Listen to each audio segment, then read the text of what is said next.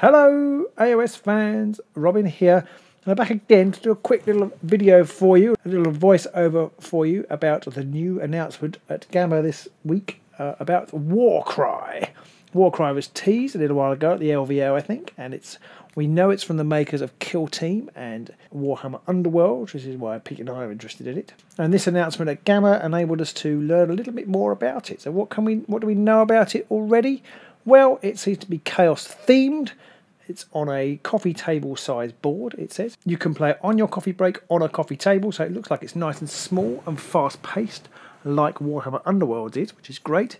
And as I said, it seems to have a very heavy Chaos theme. The board looks kind of more Kill Team-y to me, with plastic terrain and different levels. If you look at the official video, there are screenshots of people walking across frames and then people walking underneath them. So it's clearly got a 3D element, which obviously Underworld doesn't have. Visually, it resembles Kill Team more than Underworld. There's no hexes or whatever, but it is designed by the Underworld and Kill Team team, so we'll have to see. There is a promise of bold new mechanics, so we'll have to see what they're like. One of the guys on our quick initial post on Facebook pointed out that it's very similar to the game Hate by Sigmar Games, which is like a warband specific. They're not quite Chaos, but they're brutally bloody kind of narrative game that you kind of go through to try and almost like arena combat, but little war bands of men, and they fight each other, and bits get chopped off of them. So as they progress through, they get sort of weaker and more injured. But I guess they can also level up, as it were, as well, or become more skilled in certain things. So I'm guessing we'll see some of that. Games Workshop have done this in the past. Obviously, Warhammer Fantasy Roleplay was kind of like the most narrative version of this, but Mordheim, which I've never played, but that was kind of like a miniature-based skirmish game with campaign elements where you could improve your fighters or change them over time as your warband evolved. And I guess that's touches are similar to Kill Team there. And it actually really reminded me of a long time ago, way back when, those of you old enough to remember, the Lost and the Damned Realm of Chaos book, which actually had rules for creating your warband and creating little narrative campaigns for them. So I found it really reminiscent of that. I do remember in those days you used to be able to get Chaos mutations. There was a big Chaos mutations chart as you did things to draw the eye of Chaos or whatever. You got these mutations. That mechanic has fallen away from the game over the years, so I don't suppose they'll be bringing it back, but it would be quite amusing if they did. I'm hoping it resembles Warhammer Underworld more than Kill Team. Pete and I have played some Kill Team and we quite enjoyed it, but I found that, well, there's several things for it. First of all, it's accelerated from the original game so fast. There's now so many different add-ons and options for Kill Team. It's not a small game anymore, which is one thing I'm not so keen on. I like Warhammer Underworld because actually there have been expansions. The actual base game hasn't changed very much. The rules pretty much are the same as they were on day one. Yes, there are more cards. Yes, they've added magic, but actually it plays in exactly the same way.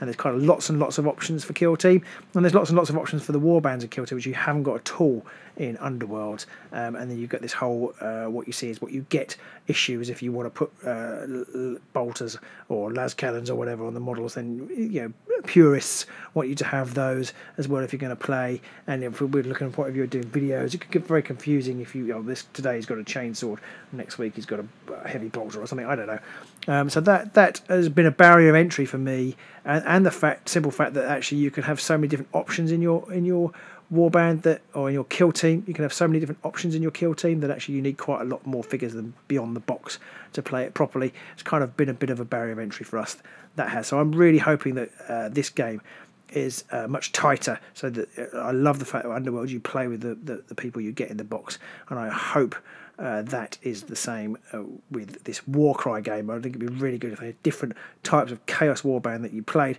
And yes, they can evolve, but you can if you want to, obviously, but you don't really have to change them if you change the loadout of them. So if they get a new sword, you can still just use the model. That's what I'm hoping. Obviously, Games Workshop is a modelling company, and I haven't got the time to model. But they are obviously entitled to build their game however they want it. So I'd be interested to see how that works. But I'm coming from this from a point of view of a sort of busy parent and player. I think I haven't got time to worry about all the different kind of making sure my warband figures match with the warband cards, which is why I don't have to worry about it at all with Warhammer Underworld, which is one of the reasons I like it so much. But for me at the moment, so that's what I'm looking for.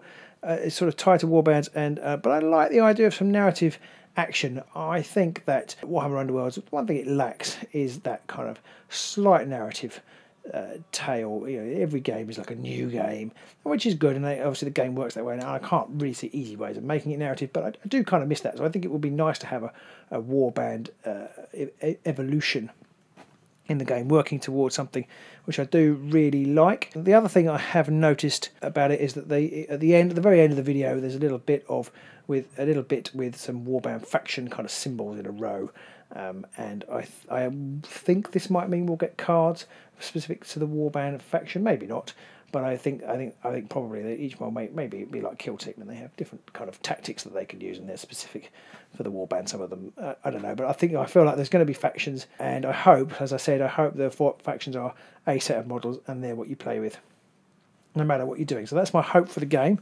What do you guys think? I'm quite excited by it. I have to say I can very quickly overdose on chaos, so I would perhaps like it to have different aspects of the Warhammer universe in there, but maybe that doesn't matter. There's plenty of other chaos things in there, and they promise some more interesting things in the lore, so hopefully we can see some titanic battles between some interesting Khorne, Tzeentch, Nurgle and Slaanesh, of course, in there. Maybe some Skavenly types. I feel like there's a few ratty guys I've quickly saw in the video. Maybe I completely invented that.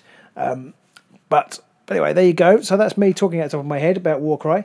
Let me know what you think. Are you interested in the game? The reception on our Facebook page was sort of positive. A couple of people saying, well, I'm not sure about it. I think it's really going to depend on how tight the rule set is.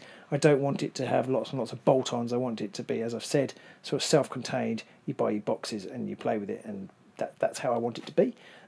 Whether Games Workshop will cut that route, who knows? But until then, until we find out more about Warcry, perhaps we'll cover another video when we find out a little bit more. We're playing Warhammer Underworlds again soon, so we'll see you then. Bye!